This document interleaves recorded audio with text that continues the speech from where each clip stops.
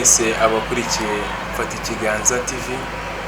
Nge muri kumwe nangaha nitwa Faustin Shozo, nkaba mpagarariye itsinda ryigisha abana uburenganzira bwabo, cyane cyane abana bo ku mihanda ndetse n'abana bafite ibibazo muri famiye zabo cyangwa mu miryango yabo.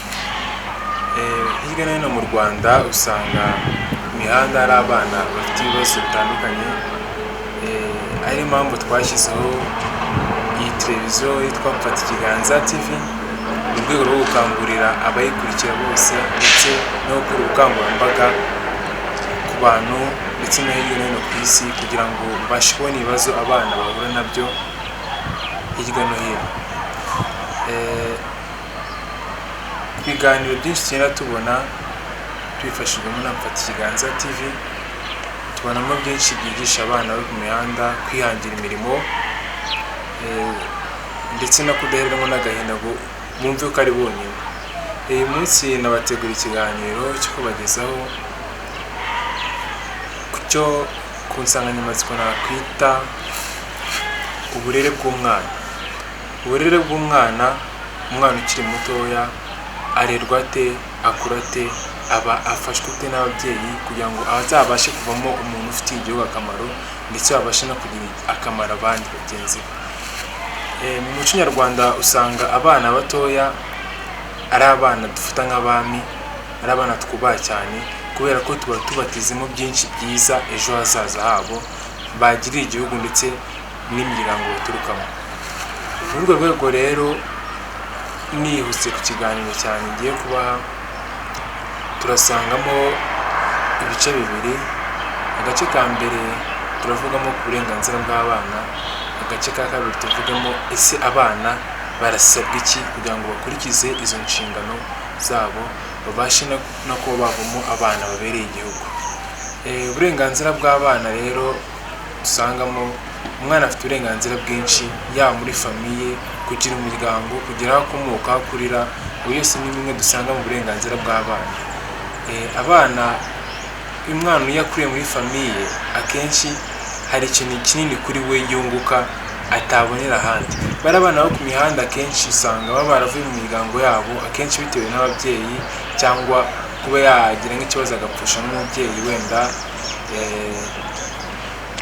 akaza kubona nta mikoro ahari agafite inzira yo kujya ku muhanda. Bari abana iyo tubitayeho twe nk'abantu bari hanze dufite uko tumeze, dufite amikoro, yaba n'udafite amikoro, si ngombwa kuba ufite amikoro ahagije kuko wafasha umwana wo ku muhanda. Umwana wo ku muhanda iyo umufashe ukamwitaho ukamugira nk'uwawe, uwo mwana arakura kandi akazagirira igihugu akamaro. Ababyeyi mudukurikiye rero, namwe inshuti, namwe mufite ubushobozi, abana bo ku mihanda dukwiye kubafasha ndetse n'abandi bana bose bafite ibibazo bitandukanye. Abo bana iyo tubitayeho tukabasha kuba twabaha ibyangombwa bakenewe, abo bana bavamo abana b'ingirakamaro ku gihugu ndetse no kuri sosiyete y'ababakurikira. Ahandi ku cyo abana dusabwa cyangwa icyo abana tubasaba batoya badukurikira, ko dukurikirwa na benshi, ubwacu turasabwa iki? Turasabwa kubaha, kugira ikinyabupfura mbere na mbere, tukabasha kuba twakubaha abaturuta, ababyeyi bacu, abaturera tukabafata neza kugira ngo natwe babashe kuba baduha ibyo dukeneye. Kera wasangaga muri famiye zimwe na zimwe umubyeyi ajyaga abwira umwana ati iki ni kibi, kiriya ni kibi, umwana agakura azi yuko kiriya ari kibi koko. Ese koko ibyo bintu ubu ngubu biracyabaho? Yego biracyabaho kandi birashoboka ko byazanakomeza kubaho. Icyo dusabwa ni ukubisigasira, tukabasha kuba twafasha abo bana bari hirya no hino, tukabakorera ubukangurambaga. Njya nkunda kuvuga ni iyo Imana igize icyo iguha mu buzima bwawe, nawe ugira icyo utanga kugira ngo ubashe gufasha wa wundi uri hasi nawe ubashe kuzamuka agere hejuru. Hari n'amwe mu magambo nkunda kuvuga kuri koti tujya dukunda gukorana n'abandi bagenzi banjye benshi batandukanye bagenda batanga ubutumwa. Ni amagambo yubaka kandi agira icyo afasha umuryango nyarwanda. Muri make dusanga ku burenganzira bw'abana byinshi twabonamo, gusa icyo tuba dukwiye kwibutsa umuryango nyarwanda ni uko uriya mwana wo ku muhanda, uriya mwana wo kwa kanaka uba mu bukene, wowe ufite icyo umurusha, wowe ufite icyo ufite kigaragara, gerageza ufashe umwana ugira ikintu, turebe ko ejo twagira u Rwanda rwiza, twagira abana, urubyiruko rubereye igihugu cyacu.